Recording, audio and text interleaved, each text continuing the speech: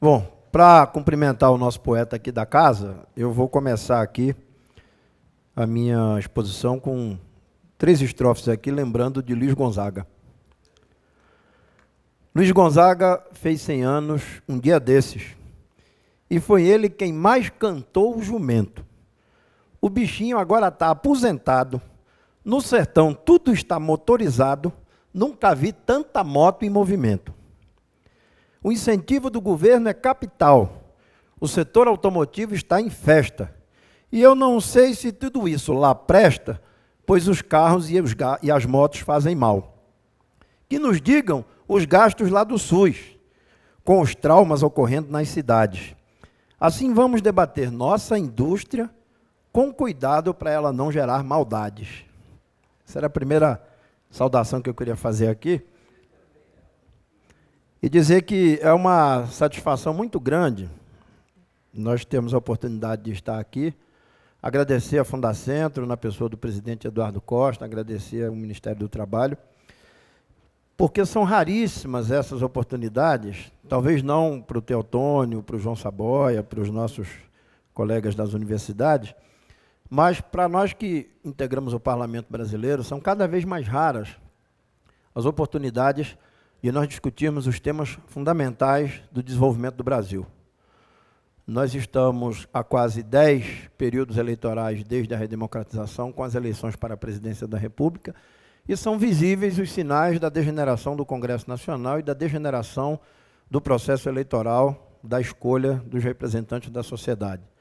Os números de 2006 e de 2010 mostram que quase 60% do Congresso tem suas campanhas financiadas por um contingente estimado em 220 grandes corporações empresariais, do setor automotivo, do setor financeiro, do setor privado da saúde, do setor da mineração, do agronegócio, o que subverte completamente a autenticidade da democracia e o que faz com que o Congresso paulatinamente perca a sua autonomia e a sua soberania para a discussão dos grandes temas nacionais, não é? Eu quero, portanto, começar essa minha reflexão compartilhando uma pergunta do nosso querido mestre Celso Furtado, que já lá em 1998 nos provocava uma publicaçãozinha bastante sucinta, Capitalismo Global, quando ele questionava qual é a melhor forma de promover o desenvolvimento. Nós estávamos no ano dessa publicação, há um ano antes da famosa adoção do regime de metas de inflação no Brasil, de lá para cá toda a ortodoxia da política monetária, da elevação das taxas de juros, do completo aniquilamento do Congresso Nacional no debate dos temas da macroeconomia, e Furtado já nos perguntava como se fazer isso, se tudo se confia ao mercado ou se isso tem que ser objeto de uma construção com política pública, com atores e com os agentes sociais da sociedade. Eu creio que o convite para vir aqui se deve em função de um protagonismo compartilhado que nós temos feito no Congresso Nacional, já desde 2003, quando um grupo de parlamentares do então Partido dos Trabalhadores, do qual fui fundador e fiz parte por 27 anos, procurava discutir os grandes temas que marcavam o início do mandato do presidente Lula. A discussão da macroeconomia, da política fiscal, das taxas de juros, a discussão das grandes reformas estruturantes, que aos poucos foram sendo relegadas a plano secundário. Uma delas, a que mais tem visibilidade na mídia, é a reforma tributária. Criou-se até um medidor digital chamado impostômetro, que eu chamo de demagogímetro, porque ele não explica o que é a carga tributária, sobre quem ela incide, quem paga, quem sonega, quem não é atingido pela tributação no Brasil. E, embora não tenhamos feito, desde então, nenhuma reforma tributária estruturante, nós assistimos sucessivas mini e micro reformas tributárias cotidianas, com desonerações tributárias, com benefícios fiscais sobre o capital, sobre a indústria, desoneração na área da Seguridade Social, que não deveria acontecer, porque a Seguridade, constitucionalmente, é um instrumento de proteção da saúde, da assistência social e da previdência, mas todos nós fomos atropelados pelo abandono dessas questões. Mais recentemente, eu me filiei ao PDT em 2007, no ano passado, nós construímos uma proposta e essa proposta foi desenvolvida com a bancada e chegamos a realizar, no auditório da TV Câmara, 3 grandes encontros. O primeiro deles, visando a discussão dessa relação da inflação, dos juros e do câmbio, os rumos da política monetária. Discutimos a questão da desindustrialização, da evidente perda de mercados no ambiente interno e no mercado externo, e também procurávamos discutir as questões da inovação, o impacto da tributação e o que é a tão discutida competitividade da indústria nacional, tanto no ambiente regional, continental do Mercosul, quanto no ambiente internacional. Quando os parlamentares no plano nacional se transformam, muitas vezes, em representantes locais de questões legítimas, mas que, com isso, eles se evadem da discussão e da decisão sobre os grandes temas da vida nacional, não é? Bom, na nossa avaliação, nós vivemos uma crise profunda nos partidos de esquerda no Brasil e no continente da América Latina, quanto à dupla personalidade de serem partidos que venceram eleições e estão no governo, mas, ao mesmo tempo, não podem ser partidos apenas de governo. Precisam ser intelectuais orgânicos, expressões coletivas do pensamento, até para que possam orientar os governos a que não caiam nas ortodoxias, nas convenções, nos dogmas de interesse que tanto têm marcado a escolha de opções que são levadas ao Congresso como se fossem ciência exata. Eu comentava há pouco aqui, eram profundamente desgastantes as audiências públicas na Comissão Mista de Orçamento, no período em que o Henrique Meirelles foi presidente do Banco Central. Ele entrava ali como se estivesse atravessando uma rua.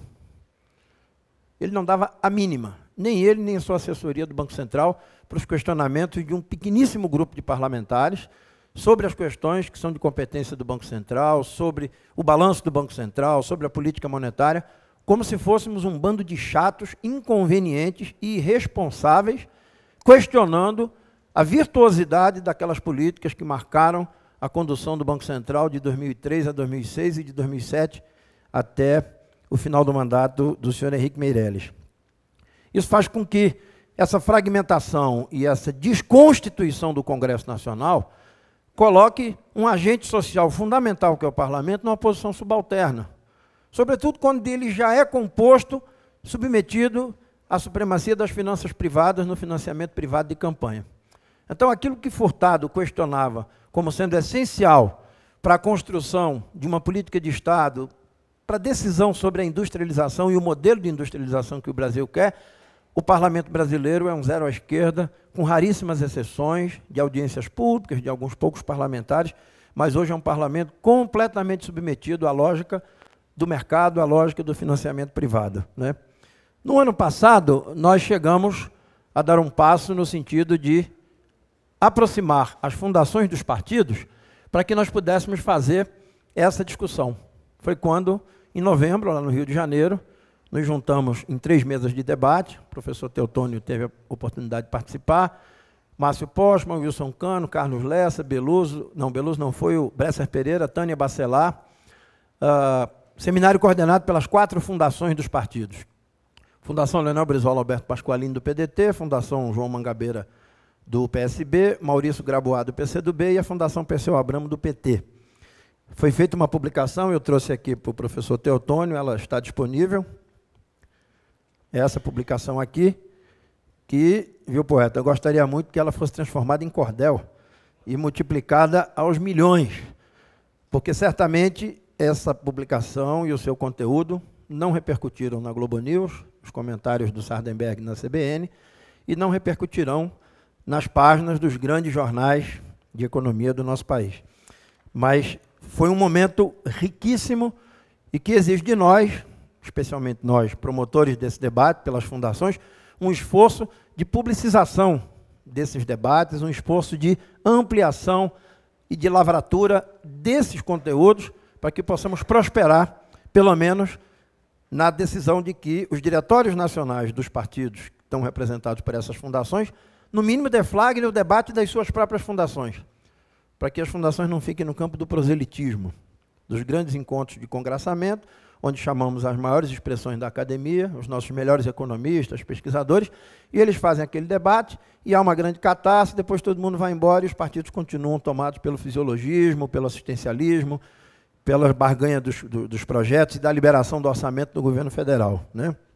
Bem, essa incapacidade, ela tem atingido a capacidade dos partidos de propor soluções para a sociedade.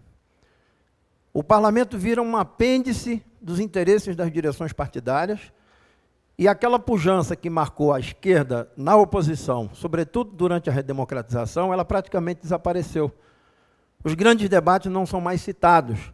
As grandes universidades produtoras de conhecimento crítico na área de economia já não são tão citadas na tribuna quando os partidos de esquerda eram uma oposição à ditadura militar, ao governo de Collor, ao governo Sarney. Nós não temos visto mais com aquela frequência os parlamentares subirem à tribuna com os documentos da Unicamp, da UFRJ, com os documentos das universidades. Somos poucos que ainda ocupamos a tribuna, sobretudo nesse período de produção do IPEA, quando lá esteve Márcio Postman, levando os comunicados do IPEA, as publicações, o radar, a conjuntura em foco e as notas técnicas, que são ricos instrumentos da nossa ação parlamentar. Então, esse desconhecimento, essa desarticulação e o baixo nível de estudo da produção acadêmica faz com que nós tenhamos uma enorme precariedade para entender e construir políticas a realidade que se abate hoje no mundo do trabalho e no mundo da produção. Quer dizer, quando fomos oposição, nós éramos profundamente críticos.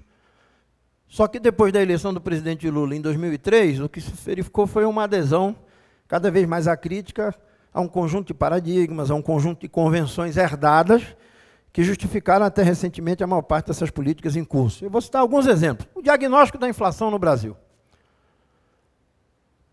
Até recentemente, ouvi do Henrique Meirelles, numa audiência pública, na Comissão de Orçamento, o relatório de gestão fiscal do Banco Central, era ouvir que só existe um diagnóstico da inflação no Brasil e só existe uma forma de combater a inflação, que é a elevação da taxa básica.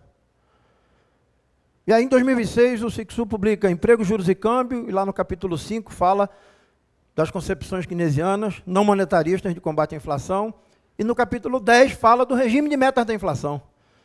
E aí nós descobrimos que um conjunto de países, em diversos continentes, optou por uma estratégia de combate à inflação que não seguiu a mesma lógica adotada no Brasil. Ou seja, não é verdade absoluta. É uma convenção. É uma opção de setores que comandam a política monetária para atingir um determinado objetivo, né? A indexação da taxa básica, da Selic, a remuneração dos papéis de longo prazo, o impacto disso nas contas públicas, na esterilização da poupança fiscal. Essa discussão passou ao largo do parlamento como se nós fôssemos incapazes, né? Quais foram, portanto, as consequências, né? Primeiro, uma incapacidade de analisar as relações entre a taxa de juros e o câmbio, entre o dogma do combate à inflação via elevação da taxa básica e o estímulo que isso deu à preferência pela liquidez com a baixa taxa de investimentos na formação bruta do capital fixo. Eu estou me referindo aqui a uma brilhante exposição da professora da UNB, Maria de Lourdes Hollenberg Molo, quando nos apresentando um estudo construído em nível de doutorado, e ela praticamente comprovava aquilo que nós líamos de maneira menos expressiva em colunas, em comentários, que foram as consequências desse longo prazo de opção de uma política contracionista de elevação da taxa básica, consequentemente estimulando a preferência pela liquidez, fazendo com que a nossa indústria e parte dos nossos empresários não investissem. Uma outra questão que agora foi bastante enriquecida com o relatório do IED sobre a assimetria, dupla assimetria cambial, câmbio sobrevalorizado concorrendo com a exportação externa para o nosso país com a moeda desvalorizada. Os dados publicados nesse relatório do IED, é uma pena que o representante do IED não pôde estar presente, são duríssimos. São duríssimos. E é lastimável que nós não consigamos fazer esse debate chegar com a repercussão que ele merece no Congresso Nacional e na grande mídia econômica do país. O impacto no setor metal-mecânico, eletroeletrônico, no setor dos químicos, no setor têxtil, que tinha no Nordeste, na minha região, um polo avançado. Há alguns anos, inclusive, tivemos o maior polo têxtil da América Latina, na cidade do Paulista, uma cidade da região metropolitana, vizinho à cidade de Olinda. Então, o impacto é brutal, a perda do mercado interno, a perda do mercado externo. Isso vem sendo dito por vários dos colegas economistas que estão aqui, né? E a desconsideração da progressiva especialização em produtos básicos e commodities, com perda interna e externa de mercados e elevado déficit na balança comercial em produtos de média e altas tecnologias. Ou seja, enquanto o agronegócio comemora e bate no peito que nós sustentamos o superávit da balança comercial, o que é que tem por trás de séculos do agronegócio? Mesmo com o aumento da produtividade, com a atuação da Embrapa, com a parceria com as universidades, os departamentos de zootecnia, de agricultura, o que é que tem por trás disso? Territórios inteiros, mais do que cidades inteiras, submetidas à lógica desse modelo de desenvolvimento econômico. É o que eu sempre digo como professor, para cortar cana, nunca precisou ninguém ter ensino médio. Então você tem territórios imensos, com um contingente populacional gigantesco, privados da ação do Estado no provimento da educação pública de qualidade, porque para aquele modelo econômico, para aquele vetor de crescimento da economia daquela região, nunca se demandou educação pública de qualidade, nunca se demandou sequer uma vaga numa escola técnica, muito menos no ensino superior. E o que é mais recente e é mais grave, que é a aceitação passiva da submissão da gestão orçamentária às metas de superávit primário. É um escândalo que nós aprovemos em 2 anos seguidos uma lei de diretrizes orçamentárias que diz textualmente: a elaboração e a execução do orçamento observam em primeiro plano as metas de superávit primário. Isso é de um bom mocismo para o mercado financeiro que não tem tamanho. E por quê? Porque isso é dispensável. O orçamento brasileiro ele é autorizativo. Então, tanto faz botar ou não botar, que você vai ter que elaborar o orçamento observando as metas, mas a subserviência é tão grande que é preciso dar recado ao mercado. É preciso dizer para as agências de classificação de risco que o Brasil é tão disciplinado que até a sua lei de diretrizes diz, embora não precise, olha, o orçamento do país vai ser elaborado e executado em primeiro plano para atender as metas de superávit primário.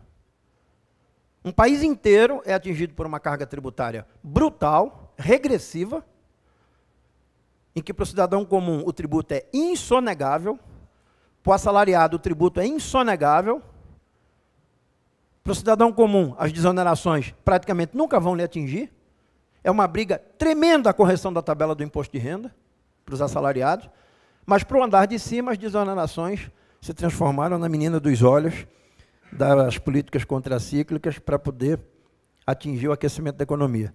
E também uma desconsideração daquilo que o professor Teotônio já colocou lá no seminário no Rio de Janeiro, que é a questão dos paradigmas tecnológicos, das defasagens tecnológicas, porque é que nós não construímos uma política nacional de desenvolvimento assentada não pelos bons ventos do preço das commodities, do aquecimento do mercado externo para as commodities, ou da internacionalização do investimento direto, com a fusão, a aquisição de grandes conglomerados multinacionais. Por que nós não construímos uma política que nos elevasse a um patamar diferenciado, né? Bem, essas fragilidades, na minha avaliação, né, elas cristalizam, elas calcificam um desconhecimento ou uma análise profundamente insuficiente nesses atores sociais que fazem o parlamento, que votam as leis orçamentárias, que votam as contas públicas, né, sobre as relações do emprego com a inflação, com a taxa de juros e com o câmbio. Segundo, cristalizam, calcificam um desconhecimento e uma insuficiência de análise dos efeitos dessas combinações com a inserção externa da economia brasileira. Eu considero que aquele trabalho publicado em 2006, sob a coordenação do Ricardo Carneiro, a supremacia do mercado e a política econômica do governo de Lula, um marco na transição do mandato do presidente Lula para uma crítica de esquerda à gestão macroeconômica do governo do primeiro mandato do presidente Lula. E lá a Daniela Magalhães Prates, com muita clareza, com muito brilho, faz essa análise da precariedade, já em 2006, há 6 anos, da nossa inserção externa, em função das consequências de termos adotado uma política ortodoxa, submetida a um dogma de que a inflação é de demanda e só se combate a inflação de demanda com a elevação da taxa básica. E o professor Wilson Cano, que também nos honrou no ano passado no seminário, eu até coordenei a mesa da qual ele fez parte, com a Tânia Bacelar e com o Márcio Postman, nos alertando que os problemas da nossa indústria não vêm de agora, de 2008 para cá, não vêm de 2004 para cá. Acumulam mais de 2 ou 3 décadas em função de um conjunto de passivos que não foram enfrentados porque persistimos numa política de governo de curto prazo. O curto prazismo aniquilou a capacidade de planejamento a longo prazo do Estado brasileiro, né? O professor Beluso, quando publicou em 2006 Ensaios sobre o Capitalismo no Brasil, incluiu na publicação um artigo que ele disponibilizou antes na Carta Capital, chamado Teorema de Scalfari, O Eugênio Scalfari é um jornalista muito influente, que escreve no La República, em que ele diz exatamente esse conflito de identidade dos partidos de esquerda quando chegam aos governos. Praticamente são completamente aniquilados nas suas utopias, nas suas ousadias, e a política vai sendo progressivamente contaminada pela economia. Como aquele filme de ficção do Ridley Scott, o Alien, vocês lembram do primeiro filme? O ET entrava no organismo da pessoa e se reproduzia por dentro. Então a política ela passa a ser contaminada pela supremacia da economia. E a economia, consequentemente, está fora do espaço democrático da sociedade. Vocês podem votar, fazer campanha, eleger deputado, mas, porém, contudo, todavia, no entanto, entretanto, esses parlamentares não têm competência para discutir a parcela do orçamento que é destinada a juros da dívida pública. Todo poder emana do povo, mas esse poder é pela metade, não é todo. Então você frauda o processo democrático, você limita o potencial de construção da soberania por parte das instituições, sobretudo na democracia, que são os parlamentos e as casas legislativas, né? Então, com a submissão da política à economia, você termina fechando o circuito. E aí, quais são as evidências que nós ouvimos aqui, temos lido, temos acompanhado, né? Na era do capitalismo turbinado e financiarizado, os frutos do crescimento concentram-se nas mãos dos detentores das carteiras de títulos, que representam os direitos.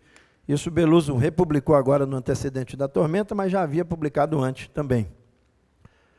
O mestre Furtado, já em 98, há 14 anos, já lançava o sinal vermelho, né?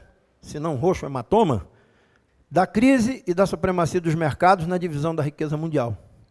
E aí, né, na mesma publicação a qual me referi, de 2006, o professor Antônio Lacerda, num artigo intitulado Financiamento e Vulnerabilidade Externa da Economia, já mostrava o desvario da financiarização no mundo.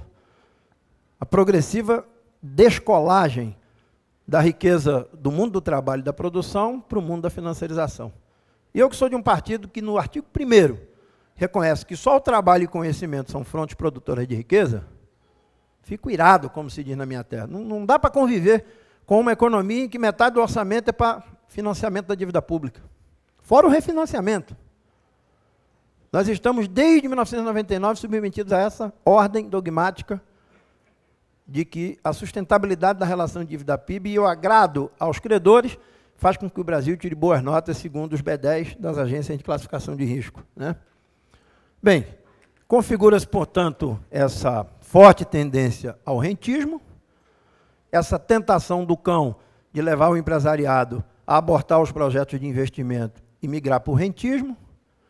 Em 1994, nós tínhamos 11% da dívida pública em papéis do Tesouro. Hoje ela é quase 100% em papéis, né? Isso demonstra a total inversão de valores que a sociedade teve que engolir, turbinada por alguns luminares da mídia, da academia, dos grandes jornalões, das grandes revistas, né? O Beluso cita uma tese que, inclusive, já tinha lido também do Braga, quando ele começa a alertar para essa tendência à financiarização e o que não ficou contido nas fronteiras nacionais. E aí eu uso aqui uma expressão de um militante amigo meu de Recife, que agora nesses conflitos que vocês acompanharam lá, da eleição municipal do Recife, as brigas dentro do PT, ele olhou para uns e para outros e disse: quem planta urtiga não colhe alface. Vocês estão colhendo o que vocês plantaram. E aí, o que quer dizer isso, né? O que é que nós plantamos? Mesmo com a nossa oposição miúda, mesmo com a resistência acadêmica, mesmo com a guerra da imprensa independente, o que é que nós plantamos? Nós plantamos isso aí. O Brasil plantou uma ortodoxia, plantou o cerceamento do papel protagonista do seu Congresso Nacional. O Brasil deu as costas à produção acadêmica das suas universidades, ao direito de discutir democraticamente e soberanamente o seu projeto de desenvolvimento. Porque lá atrás, Furtado e outros já apontavam a perda de identidade e de protagonismo dos Estados nacionais com a abertura comercial, com a desregulamentação e com a financiarização da economia. Os espaços nacionais hoje terminam sendo menores do que as grandes corporações. Alguns estados nacionais são menores do que frações das grandes corporações nacionais. E o percentual dos orçamentos comprometido com a remuneração da aplicação desses ativos nos papéis do Tesouro chega a ser metade dos orçamentos. Então nós viramos os nossos orçamentos, a nossa Secretaria do Tesouro Nacional, do Ministério da Fazenda, termina virando um apêndice de um departamento de remuneração de ativos de um grande fundo ou de um grande conglomerado. Isso é o aniquilamento completo da soberania e da autonomia do país, como Estado-nação, né? Então, o Manuel Lopes dizia isso. E aí, o que acontece, né? Nós fomos submetidos a uma condição de ajustamento, e a regra básica desse processo de internacionalização foi a abertura financeira, oferecemos ativos do Estado, empresas públicas, mas principalmente títulos, de curto prazo e de elevada liquidez, né? Aí vejam uma das brutais disparidades. Convencionou-se no Brasil que o índice que mede a inflação é o IPCA no regime de metas. De 99 a 2010, esse índice acumulou 119,17%. E aí convencionou-se que para dar uma porretada na cabeça desse índice, tinha que se aplicar uma taxa básica elevada. Ou seja, o antibiótico de última geração para conter a inflação no centro da meta foi a taxa Selic. No mesmo período, a Selic subiu 514,84%. Só que o que foi remédio poderoso para combater a inflação era um adubo para a remuneração de 44,56% dos papéis da dívida pública, no período. O que significou a Selic remunerando 831 bilhões, 150 milhões em média. Isso foi escondido da opinião pública, isso foi escondido dos contribuintes. O remédio que eu dou para combater a inflação é um adubo poderosíssimo para o rentismo de quem aplica nos papéis do Tesouro. Por isso que a dívida pública virou uma coisa sacralizada no parlamento. Nós fizemos a CPI da dívida pública, tentamos trazer as autoridades monetárias da Fazenda Pública. Quem chegou nos nossos ouvidos para dizer, não entrem com esse requerimento para convidar o Manteiga e o Meirelles, isso não é oportuno, foram parlamentares de partidos de esquerda. Não foram os democratas e o PSDB que vieram nos impedir de convidar o presidente do Banco Central e o Ministério da Fazenda. O temor de que aquilo poderia causar frisson no mercado, levar o presidente do Banco Central a discutir política monetária numa CPI da dívida pública, praticamente abortou a nossa iniciativa junto daquela comissão parlamentar de inquérito. Bom, no mais vocês têm acompanhado isso, eu sou um dos estudantes mais aplicados das publicações do IPEA, também do Instituto de Economia da Unicamp, do Instituto de Economia lá da Federal do Rio de Janeiro.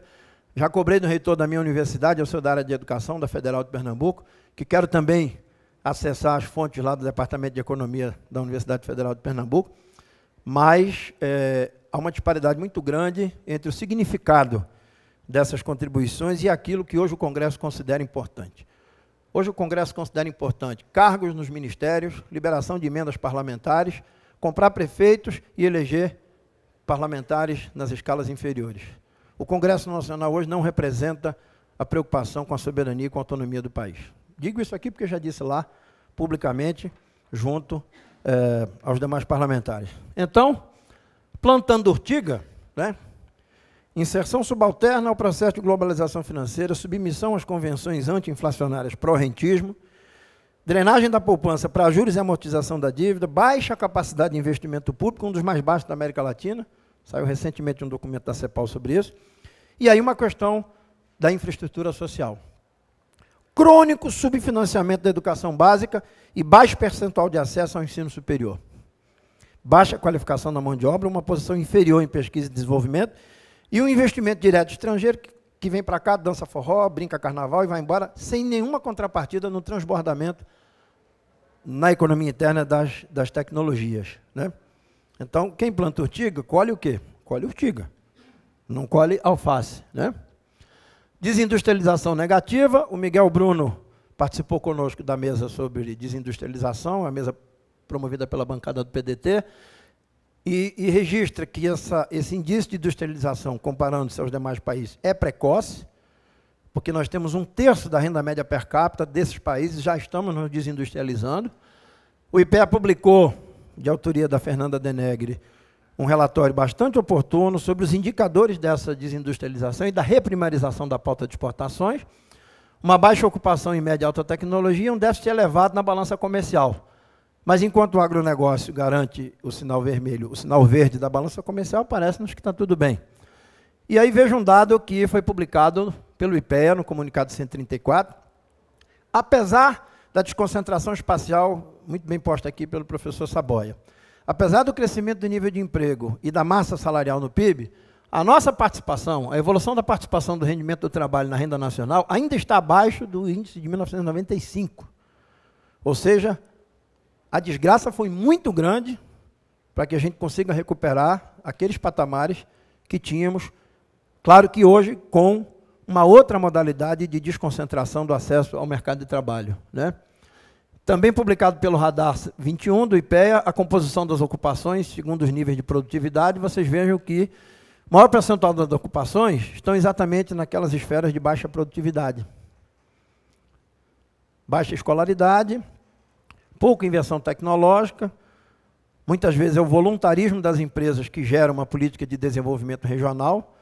Eu teria uma série de questões para aprofundar com o professor Saboia sobre isso. O que tem levado à desconcentração da indústria para o interior do Nordeste, sobretudo depois da consolidação das políticas de transferência de renda, da corajosa política, e aí registre-se, do mandato do presidente Lula, de manter o salário mínimo vinculado ao pagamento dos benefícios da Previdência e da Seguridade Social, e a elevação real do valor do salário mínimo. Isso aqueceu a capacidade de compra daquelas famílias, e aí é evidente que quando você olha, você vê despontando em primeiro plano vestuário, alimentos, eletroeletrônico, movelaria, material da construção civil e material elétrico, os setores que crescem no investimento para implantação de novas plantas industriais no interior do Nordeste, sobretudo, né? Aí também um dado importante, a população ocupada segundo a produtividade das atividades, a qualificação da ocupação, e a população na indústria dentro da população ocupada total, né? Nós temos uma diminuição da participação da população da indústria na população ocupada total, embora tenhamos, do ponto de vista do número de trabalhadores ocupados, uma condição quase que de estabilidade com tendência a crescimento. Mas a participação da indústria no total da população ocupada tem diminuído, e se não é a indústria, nos seus distintos níveis, qual setor da economia, a não ser o de serviços, de alta tecnologia, pode gerar mais e melhores empregos? Nós não temos, né? Bom, ainda é cedo, diferentemente do que acontece no Japão, na França, na Alemanha, no Reino Unido, na China e nos Estados Unidos, mas nós estamos diminuindo a nossa participação com a renda per capita, que chega a ser quase próximo de 1/3 do que é a renda per capita desses países em paridade de poder de compra, né? A CEPAL projeta um panorama de inserção da América Latina e do Caribe, e aí veja, do lado direito, né, o que nós... qual é o nosso bloco que nos leva para o carnaval do mercado externo, né? Não é o bloco da saudade, meu caro Luiz Nassif, né? É muito mais lento do que uma marcha rancho, né? Nós temos lá o café, a pesca, a carne, fruta, açúcar, parará, parará, parará, e o petróleo, que são situações excepcionais do Brasil, da Venezuela, etc., mas que ainda nos colocam esses bens exportáveis numa condição muito primária, refletindo aí, quem sabe, a herança de séculos. Também não é brincadeira, 322 anos de colônia, 67 de império, é dose, né? Bom, quais são os nossos desafios? Desafios que nós estamos tentando empunhar e construir coletivamente. Primeiro, retomar com urgência, né, o debate dessas questões no Congresso Nacional e junto à sociedade, junto às universidades, nos partidos políticos, especialmente nesse campo da macroeconomia e da financiarização. No meu ponto de vista, a financiarização é um fenômeno que foi pouco aprofundado pelos partidos de esquerda. A concretude desse processo e seu impacto na economia nacional coincidiu com o período de licença dos partidos da oposição para que fossem governo durante os 2 mandatos do presidente Lula e agora nesse mandato da presidenta Dilma. Então, faltou massa crítica nos partidos para que compreendessem de forma mais aprofundada esse fenômeno e as suas consequências. Outra coisa, retomar a capacidade de planejamento. A gente está no curto prazo. O senador Cristóvão publicou agora, dia 22 de setembro, no jornal O Globo, um artigo intitulado Dilma erra. De um lado, ele elogia as iniciativas do governo no curto prazo, comparando a presidenta a um bom equilibrista na corda bamba. Do outro lado, ele diz que não basta ser um bom equilibrista na corda bamba, é preciso construirmos medidas estruturantes. E, fatalmente, a opção por medidas estruturantes significa selecionar níveis de ruptura, por mais que isso incomode a governabilidade no Congresso e junto a setores formadores de opinião. Eu defendo, como alguns de nós defendemos, que deve-se fazer uma denúncia aguda dessas convenções, como dizia o velho Keynes e o professor Herbert também, Fábio Herbert já falecido, os dogmas de interesse, travestidos de neutralidade científica, né? Uma nova governança da política monetária, como bem já tem redigido o Luiz Fernando de Paulo, Fernando Cardim de Carvalho. A aprovação de uma tríplice tarefa para o Banco Central. Eu trouxe para a Câmara uma ideia que tinha discutido com o hoje senador Lindbergh Farias, ele apresentou o projeto, foi bombardeado, retirou, e eu trouxe e apresentei na Câmara, que faz uma pequena alteração para as atribuições do Banco Central. O Banco Central não pode, como me parece que agora passa a ter uma atitude diferenciada, mas predominou uma visão extremamente ortodoxa, focar apenas no combate à inflação, na estabilidade da moeda. Ele tem que medir, na hora que ele usa o remédio, se vai dar náusea, se vai dar queda de plaqueta ou se vai dar dor de cabeça. Ele não pode usar um remédio independente das condições que esse remédio venha a produzir no paciente. Então, tem que mirar a estabilidade da moeda, mas tem que mirar a política do pleno emprego e a valorização do investimento e o crescimento da economia. Nós precisamos dar um salto no investimento intensivo em pesquisa e desenvolvimento. E aqui eu faço a defesa animado, porque ontem finalmente saiu da Câmara para o Senado o Plano Nacional de Educação. E fiquei absolutamente revoltado quando, no dia 4 de julho, o ministro Mantega foi à Fiesp e, entre outras coisas, teve a clareza de dizer que o Plano Nacional de Educação, que tinha acabado de ser aprovado na Câmara, que em 10 anos estima um incremento de 5% a mais de investimentos do PIB, ia quebrar as contas públicas, ia colocar em risco as finanças nacionais. Né? Tá. E é porque eu não disse ainda, para concluir, senhor presidente, que é um vício dos parlamentares. Né? Não, esse é o último, Eduardo. Então, nós, por coincidência, no dia 4 ele foi à Fiesp, no dia 5 eu fui, convidado pelo Conselho de Desenvolvimento Social da Fiesp, e fui lá expor as metas do Plano Nacional de Educação. E o que eu pergunto no artigo que eu publiquei, Guido Mantega e o financiamento da educação, é até quando nós vamos ouvir autoridades econômicas da República dizer que investimento corajoso em educação quebra as contas do país. O que quebra o país é não ter feito o que a gente era para ter feito. Porque há 80 anos, Lourenço Filho, Fernando Azevedo, Cecília Meirelles e outros assinaram o Manifesto dos Pioneiros da Educação Nova. Há 80 anos, eles diziam no primeiro parágrafo, vocês falam aí da economia, mas não dá para botar a economia na frente da educação. Até para que ela prospere, tem que ser educação, conhecimento, ciência e tecnologia. Há 80 anos. E ainda continua ministro da República dizendo que investir em educação vai quebrar o país. Né? O Brasil precisa fazer um controle seletivo dessa entrada de capitais, cumprir o comando constitucional da auditoria da dívida pública, e eu espero, porque sou autor de um projeto de lei complementar que regulamenta a Constituição, que se faça a regionalização do orçamento. E aí, concluindo, dialogando com o professor Saboia, todos esses números que foram apresentados aqui são extremamente interessantes, mas eu creio que eles não expressam a iniciativa de uma política de Estado, política nacional de desenvolvimento regional. São os estados brigando entre si, através da guerra fiscal, são as famílias com aumento da renda, via transferência, salário mínimo, previdência e seguridade, aumentando o poder de consumo, e as empresas indo atrás do cheiro. Feito o desenho animado, o bichinho que vai lá atrás do cheiro, para ver se consegue emplacar. Não é política nacional de desenvolvimento regional, e uma consequência gravíssima que nós estamos assistindo. As plantas industriais chegam às cidades, os investimentos chegam às micro e macro regiões, e as cidades e as micro e macro regiões não estão preparadas. O solo urbano disparou, virou um ativo de preço elevadíssimo. Não há política de desenvolvimento urbano, não há política de saneamento, as redes públicas de educação e saúde continuam precarizadas, e de repente você chega, como lá na região de Pojuca, que é um município do litoral sul de Pernambuco, em 10 anos você coloca mais 80 mil pessoas. E aí você não tem redes públicas de saúde, de educação, de transporte público. As pessoas passam a ter emprego, passam a ter uma renda melhor do que antes, mas vão pagar a escola privada, botar o filho numa creche privada, vão negociar com a empresa plano privado de saúde e vão sendo afugentadas para a periferia desses grandes centros, porque os municípios não fizeram planos diretores, sistema municipal de habitação e não implantaram a política municipal de saneamento.